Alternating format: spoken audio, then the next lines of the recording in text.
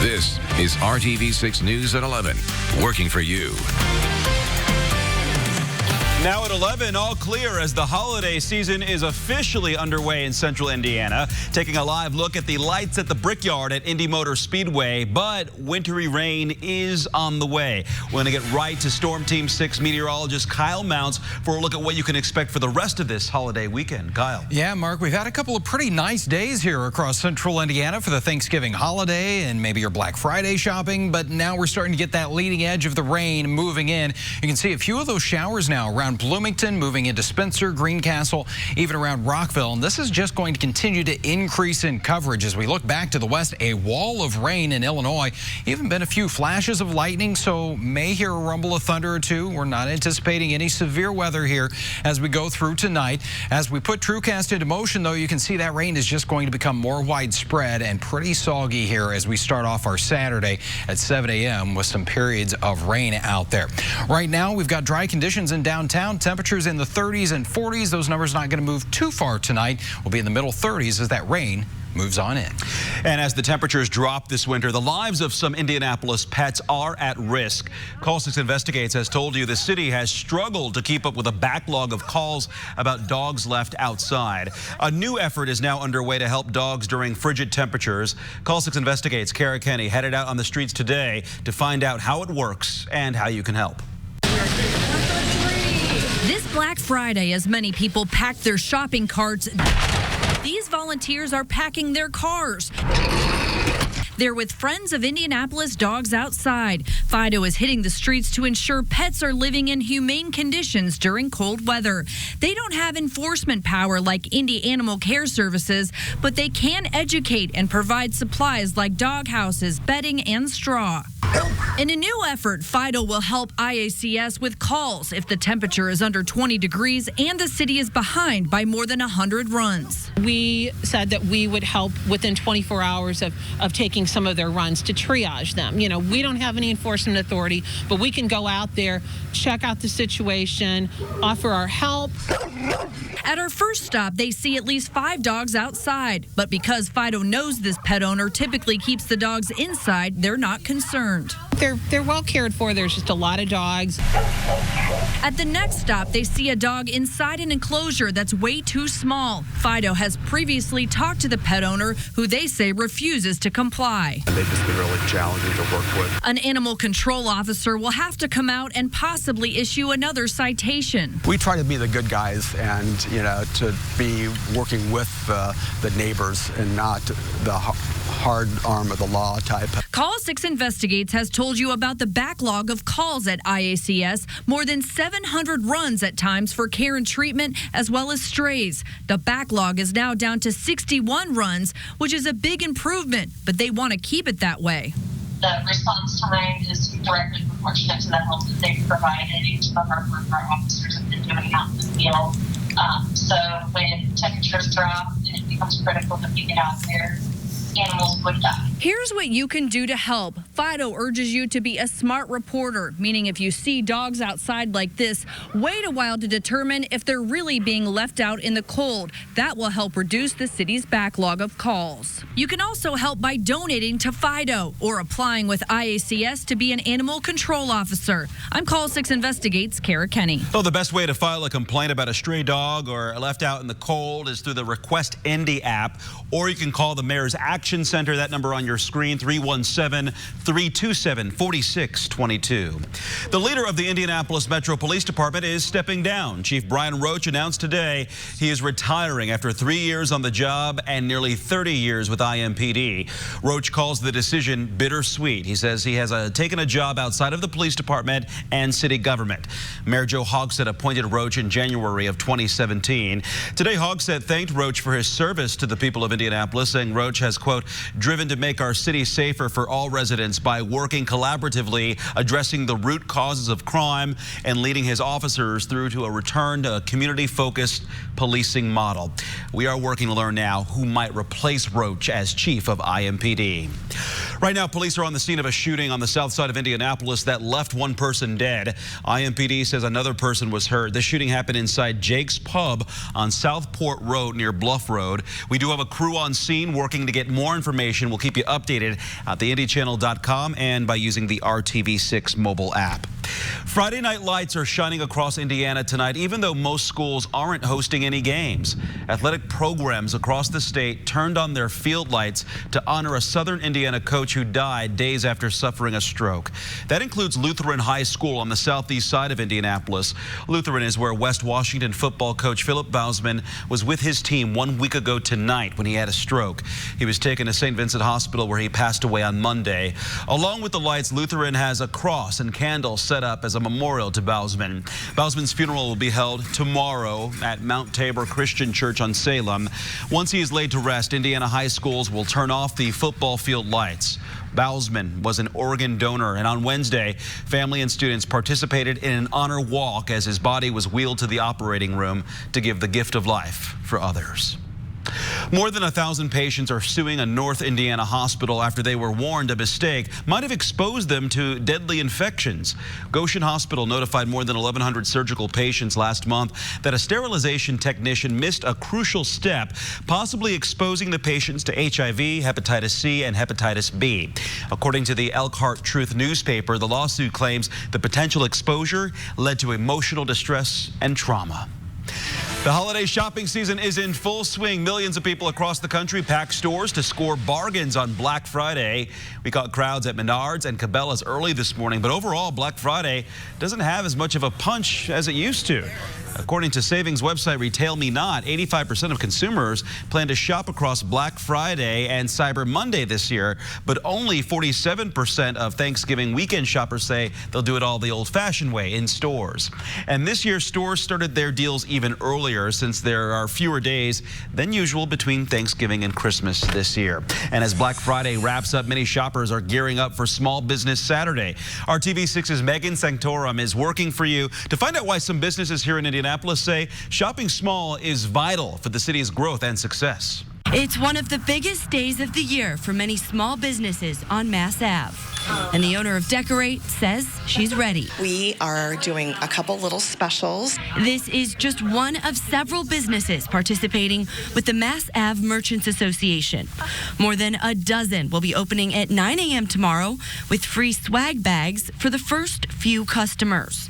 Club Pilates is another business participating. All of our employees live and work here in downtown, so just keeping that connection with our community is really important to us. The money goes right back into the community.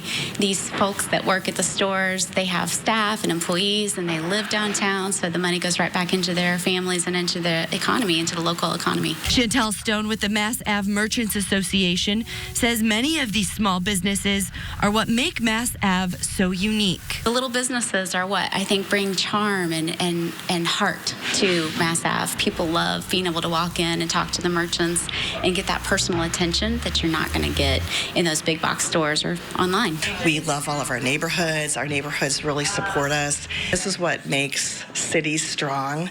Their neighborhoods, their shopping opportunities. Working for you, Megan Sanctorum, RTV6. Now to Washington, where the White House has an extra 5 days to decide whether it will be participating in the upcoming House impeachment hearings. The House Judiciary Committee is giving President Trump's administration until the 6th if he wants to make a presentation, request witnesses, or participate in the hearings. The committee's first impeachment hearing is slated for Wednesday. We're learning new details about attacks in 2 European cities tonight. Police say a stabbing that killed 2 people and injured several others was a terrorist incident. The 28-year-old suspect was convicted in 2012 for terrorism offenses and released from prison a year ago. The man was wrestled to the ground by civilians. Police eventually shot and killed him.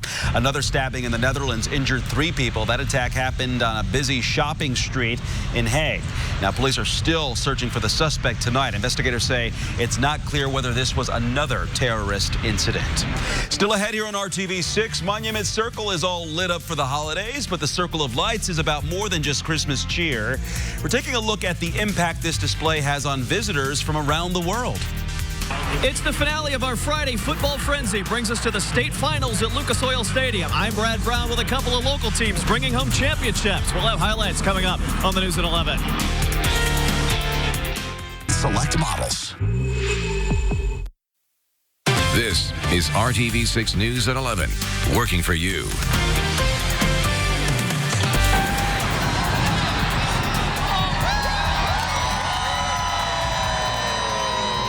Another sign of the holidays in Indianapolis. Monument Circle is all lit up. The switch was flipped just before 8 o'clock tonight, transforming the Soldier and Sailors Monument into a giant Christmas tree.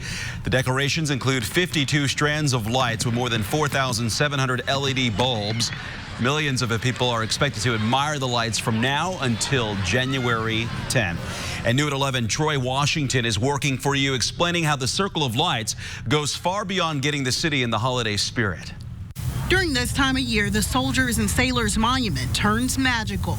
People from all over at the Circle for one reason, and that's to share in the holiday cheer. We heard that there will be a lot of people coming, about 100,000 people.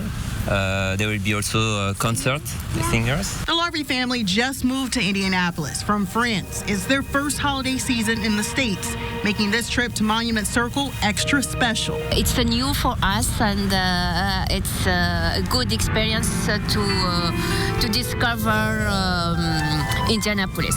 Like the Larvies, many families have plans that extend beyond the lights. Switching on at the monument. It's estimated that thousands will dine and drink downtown, an economic boost that will last even after the holidays are over. We just took some tickets for the NBA, so the Pacers are playing tonight, so we are going all together to watch the game. Proving that even though people come for the lights, they stay for all that the area has to offer. Actually, it's the first time you're gonna see a basketball game in the US. Yeah. So it's very exciting.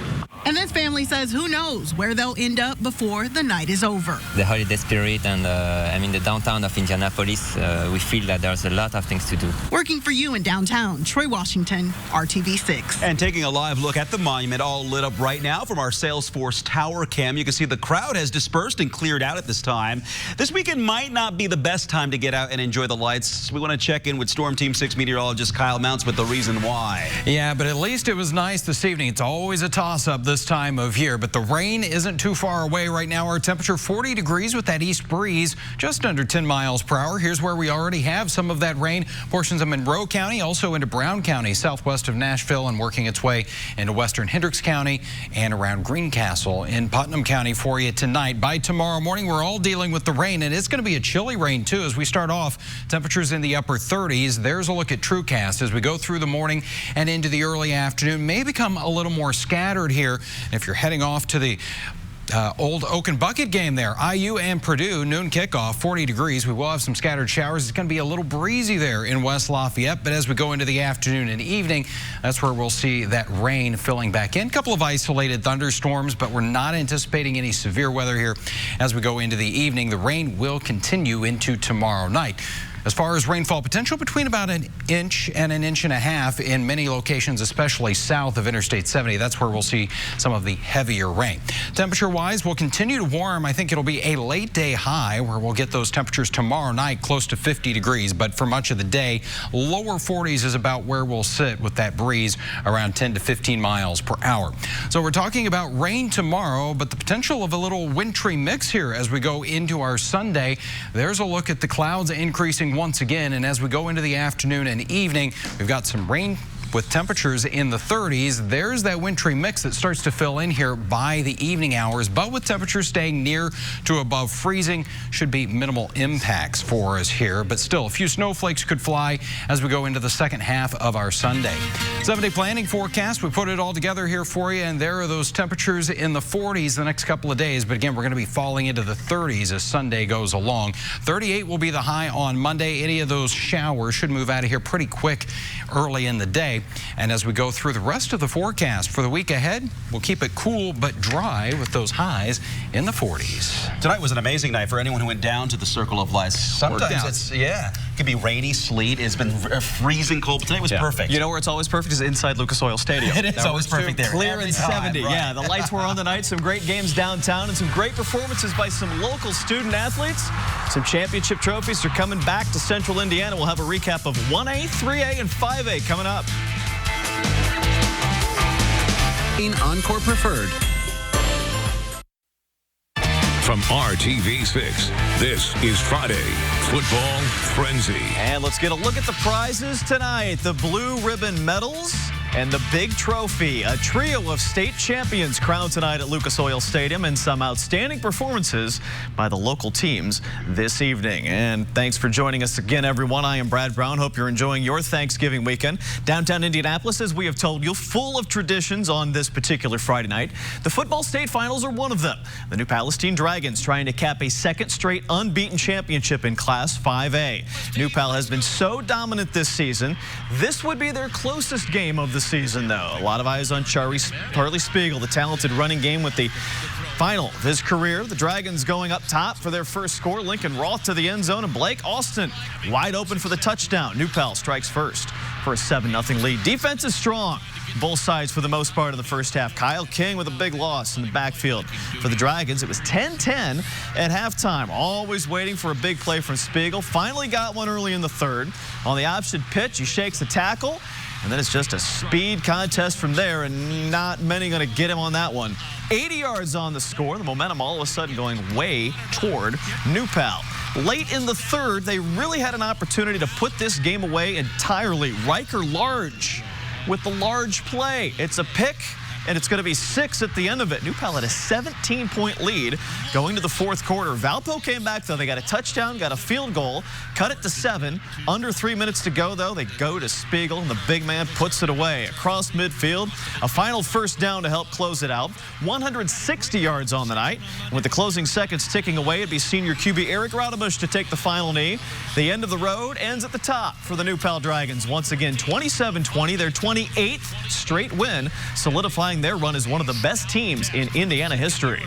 With the amount of kids that we've got and the amount of players that we have on the roster, depth-wise, it's unbelievable what our kids have done the last couple of years. And, you know, they always work hard. Some years are better than others, but this is a real special group that found a way to get it done despite the odds that are maybe against us. To be remembered as 2 state championships in this senior class is just one of the best ones that Coach Ralph's had, and just the amazing bond that we have and the brotherhood that we have, and it just means a lot to everybody. Does this one feel different than the first one? Number 2. It does. It's my senior year, so I'm heading out with a state champ. Number 11. So it feels amazing. What's it been like to do this with these guys? Number 12. I don't even know how to describe it. It's just the best feeling in the world, to be honest. I'm so thankful to play with these guys.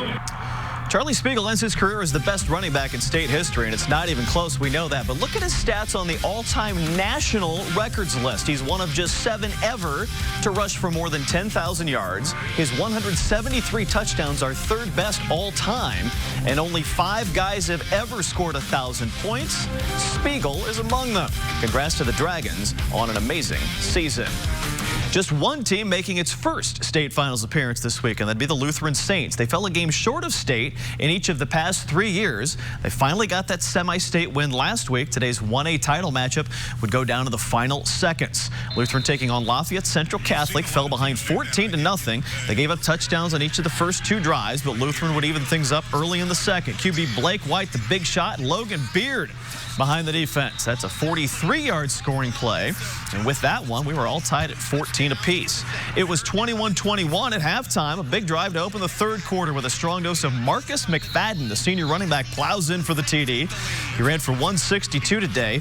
Lutheran was up 7. They missed a field goal. Could have put them up 10. So LCC gets the final chance in this one. They drive it down to the 1. 15 seconds to go. Kai Schrader muscles it across for the TD. So it's a 1-point game. And without any hesitation whatsoever, they decide to go for 2 and the win. Quarterback Clark Bennett, just a sophomore, but he makes the play to make it happen. Rolls out Reese Bushy. had 3 TDs earlier in the game, the 2-pointer to win the state title. A thriller goes to Central Catholic, 29-28, their 8th state title.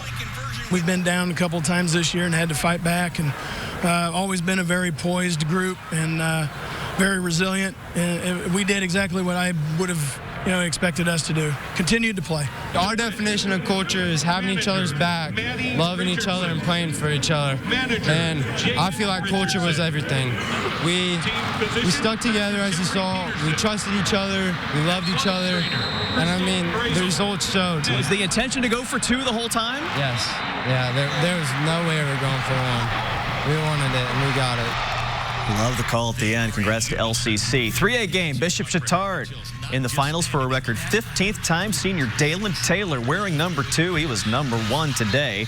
Another score early in the second quarter, his second of the game. Trojans had a 14-3 lead, and by no means were they done. The defense just as impressive. In fact, probably the best performance of the day. Tim McNellis with the sack. Big loss, keeping that 3 on the other side of the scoreboard. Nothing fancy about Chittard's offense. They just run it. They're bigger and they're better. Taylor doing it again. 55 yards on this one. He goes for 172 on the day. And the D would get a score before the afternoon was done. Another pick 6 we're going to see from Patrick Mastrian this time. Chittard, their state record 14th championship, 34-3, the first championship for this senior class. Our guys have been dialed in since a year ago, and we lost in the semi-state. They've committed themselves. They never lost their focus all year. And every week we roll out, they just seem to do the same thing. They're so committed. Our seniors are a great group of kids. We've been with them together for 4 years. I love every single one of them. Probably just go out here, play our hearts out, go get this ring. We've been looking for this for 4 straight years. Every year we took a step closer. When we got here, we wanted to finish it. How does it feel now that you're standing here waiting to get that blue ribbon? Oh, it's a great feeling. I'm so excited. It's the best moment of my life. Congrats to the Trojans. Saturday's games start with a rematch in the 2A final. Western Boone taking on Eastbrook. Webo won it last year. See if they can do it again. Evansville Memorial in the 4A game. It's their 3rd straight state appearance. They take on East Noble in the big finale. 6A mixed showdown. Carmel and Center Grove. Greyhounds won during the regular season. Both teams are so much better now. Highlights of those for you tomorrow night, right here, right about now. The Pacers entered the night on a 4-game win streak. Their annual night after Thanksgiving at home brought the Atlanta Hawks to town and some late drama to the Fieldhouse as well. Pacers fell behind 18 in the first half. They were down 11 at halftime. Back to take the lead in the third, though. TJ Warren on the offensive rebound, back up and in. He scored 16 in the game. Pacers would turn things around and go from down 18 to up 7 off the turnover. Malcolm Brogdon, Aaron Holiday. He finishes an 8-0 run there. Pacers had their biggest lead of the night at 7, but this game got squeezy tight down the stretch. Final 15 seconds, Pacers up 2. Trae Young drives, scores. He had 49. Game went into overtime, tied at 94, but the Pacers able to make some shots and take care of business. Miles Turner with 3 of those, and there's the win. 105-104. Pacers play in Philadelphia tomorrow night. I can only imagine how loud it was in Bankers Life Fieldhouse. Big crowd down there. Comments in the bucket game tomorrow. IU Purdue will have that. Some state finals tomorrow night at 11 o'clock. All right, Brad, thanks for that, and we'll be right back. That's the benefit of Medicare from Anthem. Well, today, families at the Indiana State Museum had their eyes in the sky searching for Santa, but he didn't show up in his usual sleigh. Nope, instead Santa and his pilot landed on the museum's front lawn in that red helicopter. And Santa ditched his sled for another museum arrival today. He raced to the Children's Museum in an Indy Racing Experience car driven by none other than Tony Kanaan.